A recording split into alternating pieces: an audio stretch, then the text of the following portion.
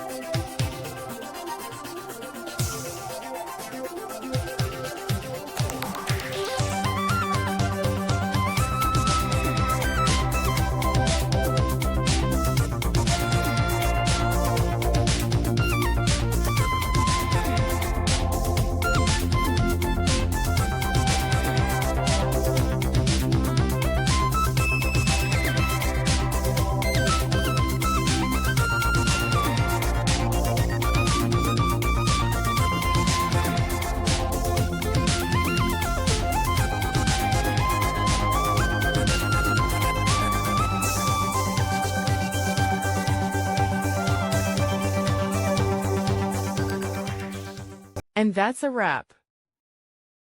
I hope you found the answer you were looking for. If you did, take a second to hit that subscribe button. It really helps out.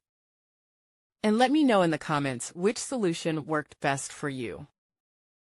See you next time in the debug zone.